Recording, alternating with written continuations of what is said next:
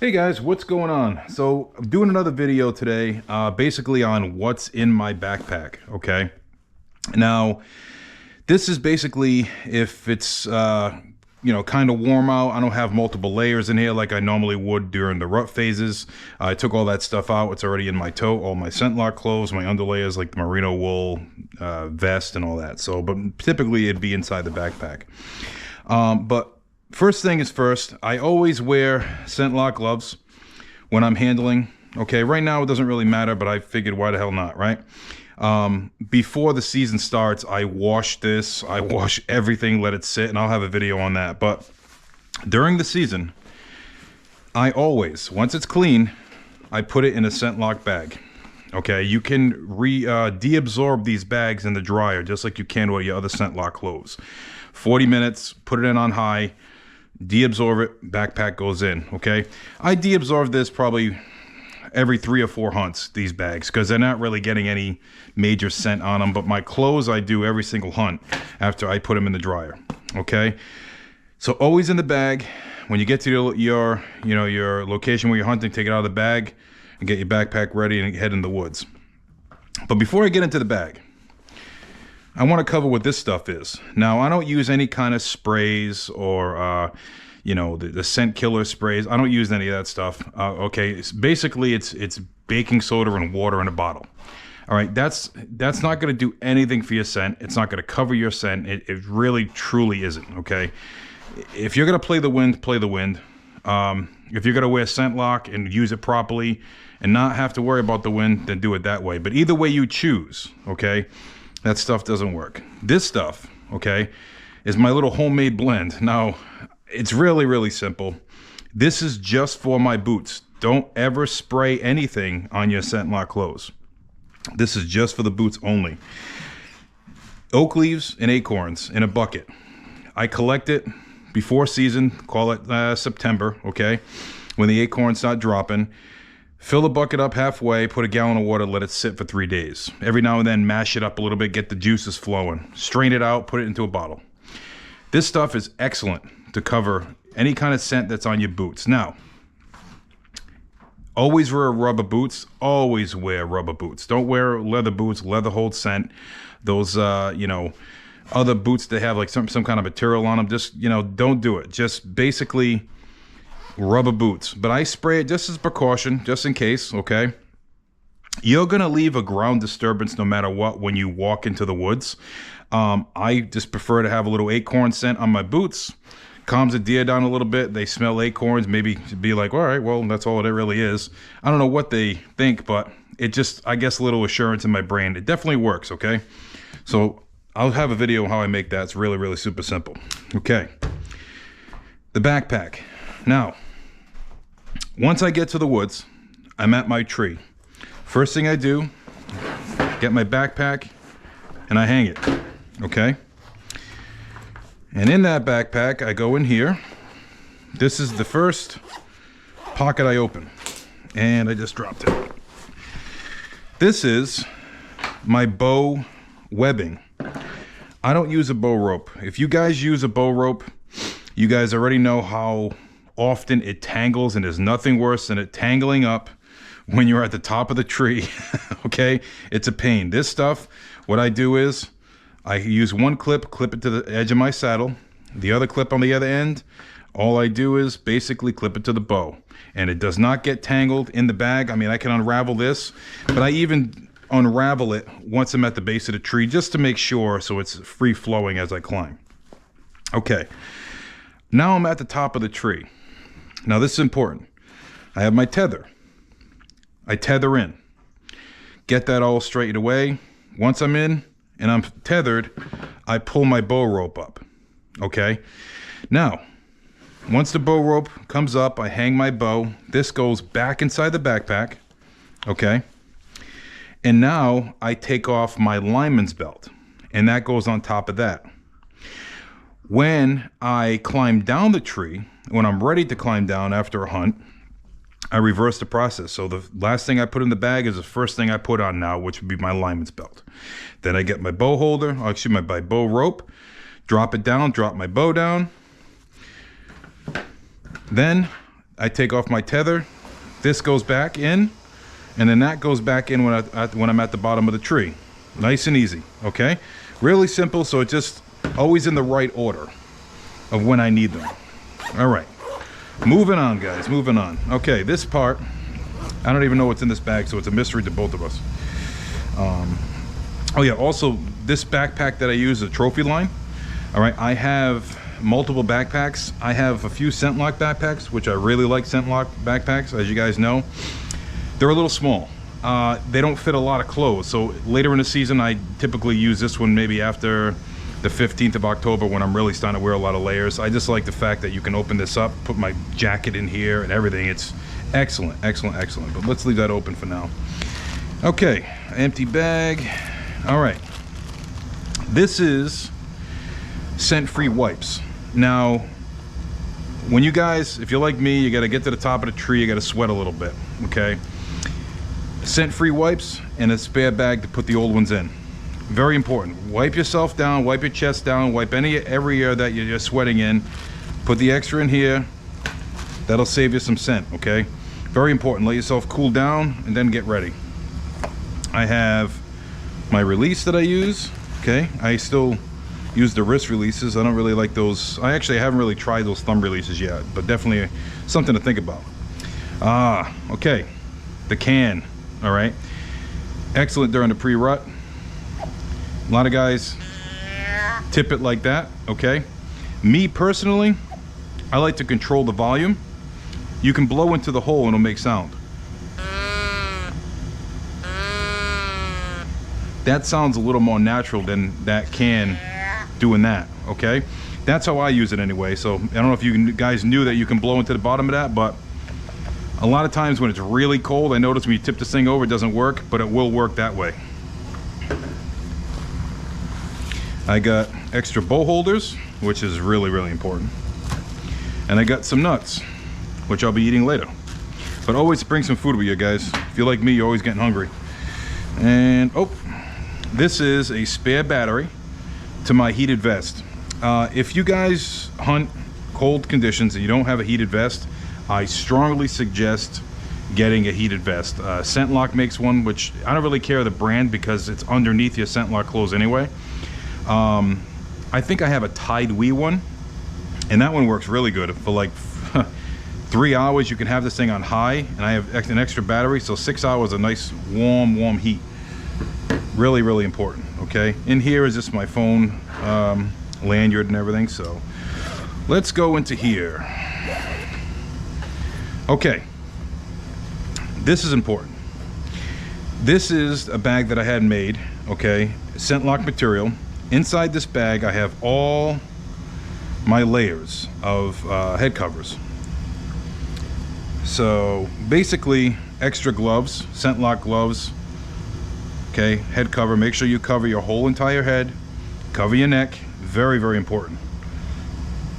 Okay, I hear it all the time. A lot of guys like, oh, ScentLok doesn't work or whatever. Okay, maybe you're doing something wrong, but 95% of the time is they're not wearing anything on their head, or they have a backpack that smells like a human scent wick. Okay, so have your layers. I have different layers in here for different conditions. I got the heavy layer right here, lighter layer. Here's a heavy beanie, and I have a lighter beanie and a lighter neck gaiter. Okay, and that goes all back in there. When I get home, what I do, anything that I've worn goes in the dryer on 40 minutes on high. I deabsorb it all the time, every time after I'm done hunting. And I always wear gloves when I handle my stuff, always. Even though it's after season, I just like to stay in the routine. Why break it, okay?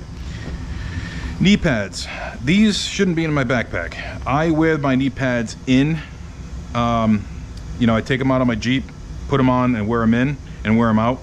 A lot of guys put them at the base of the tree. They put their saddle at the base of the tree. Whatever you want to do. If I can wear it in, I'll wear it in. You know, they're rubber. Really, really comfortable on your knees. I had these for the first year. They get a little stretched out a little bit. These are the tethered knee pads. So they're not bad. I don't mind them.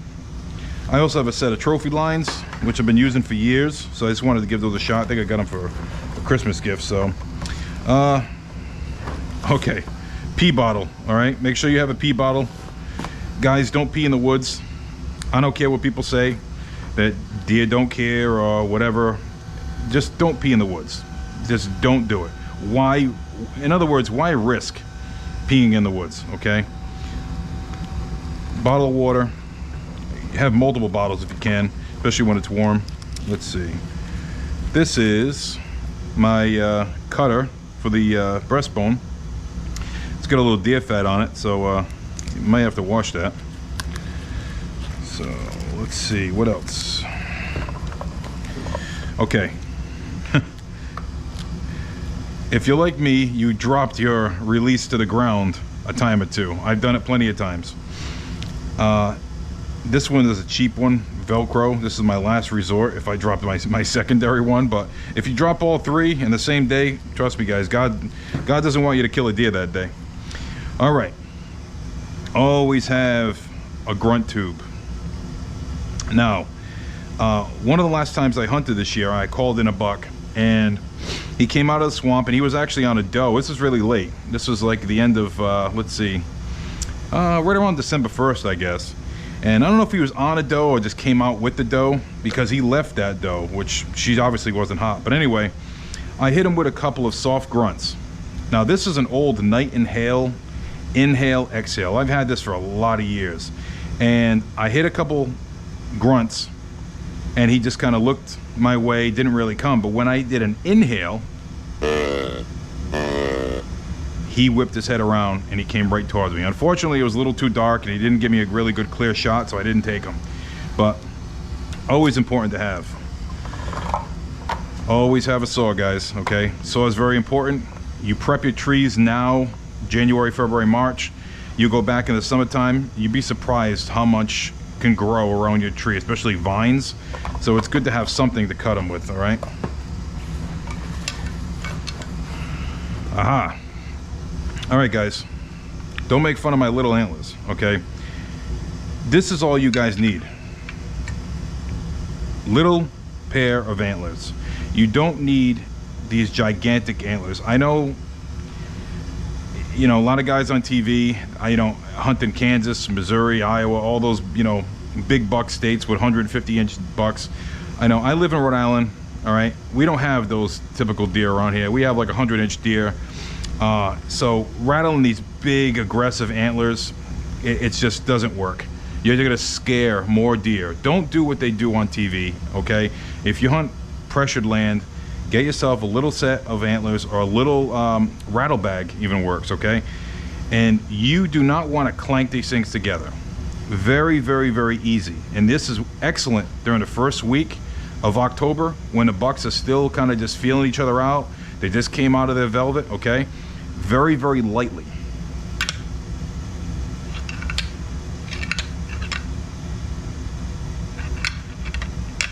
That's all you need. During the rut, same thing. Go maybe 10, 12 seconds, stop, and then do it again. And then put them away for about 10 minutes, and then do it again. Roughly, if I'm doing a morning hunt, around maybe 8 o'clock in the morning, okay, I'll hit them a little bit. If you don't see anything, guys, after that, you know, I don't really do it midday often. You know, you might be able to sneak a midday rattle session in during like the peak of the rut, but yeah, these things definitely call in a lot of deer. I definitely call a lot of deer. No big shooters, but I definitely called a lot of bucks in. So, and let's see, that is it for that pocket. So also in this backpack, like I said, I would have layers. Just my merino wool, my heated vest, maybe another ScentLok jacket, just everything that I know I might potentially wear. In here is just my license and everything. But one thing you guys are probably saying, like, where's his knife? So I never bring a knife with me, or my cleaning kit with me. I don't want to get blood all over my ScentLok clothes. If I get a deer, I go back to the truck. If you know, call for help if I need it. All right, if I need help dragging a deer out or whatever. But all my stuff's there. I change my clothes, regular street clothes. I put on my you know, hooded sweatshirt, jeans, whatever. Keep my boots on. and then I go in the woods and I do that, and I bring everything along with me, my gloves and everything. But yeah, I don't do it when I first kill the deer. I go back to the car and everything, but I do have my tags and everything in here, and I definitely tag the deer first and then I go back. In here, I totally forgot about the side pockets, so I don't think I have anything in here. Let's see. Nope, nothing in there. Flashlights, okay? Usually I have another flashlight in there. I think it's in my fishing box or something like that. But all I use, guys, is this is a multiple green and red light. That's it. It's very low lumen. You do not need to light up all the woods to get to your tree. You absolutely do not do it. If you want to scare deer, sure, do that. This little light right there is just a spare. Sometimes I kind of try to light my tack up with it if that, if I'm not using that. But basically, that's all you need. I climb the tree. I know some guys don't climb the tree without light. I climb the tree with light. I want to know what I'm doing. I want to make sure I'm hooking up to the right thing. I use the red light. It's very low. If I kind of know where I'm going, I don't even use a light. I may actually hold this in my hand and cover it as I'm walking, and just kind of pop it, see my next tack, and walk. Okay, really, really simple. You don't need a lot of lights. Okay, so basically, guys, that's it. So what I'll do with this stuff now is basically put it back in my backpack, and next season, let's call it early September, I'm gonna wash everything. Everything gets washed, everything gets wiped down, everything gets left outside. I hope it pours all over it. That's great.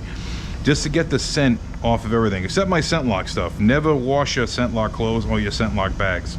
All right, just put it in the dryer. If it gets muddy for whatever reason, yeah, do it, but actually, leave it alone, and basically just in the dryer. All right, guys, I'm probably gonna have another video up. I'm waiting for the weather to break a little bit. It's really, really cold, and I like a little bit warmer to set a tree. And that's going to be one of the last videos for the season as far as hunting goes. And then I'm going to pick up, all the fishing stuff, what I do, and rods, reels, all that good stuff. So, but yeah, I'm going to go through how I set up the tree on private land only, okay? With my, screw-ins and my bolts and all that good stuff. So, guys, I appreciate you watching. If you have any questions at all, let me know. I'll be happy to answer them. All right.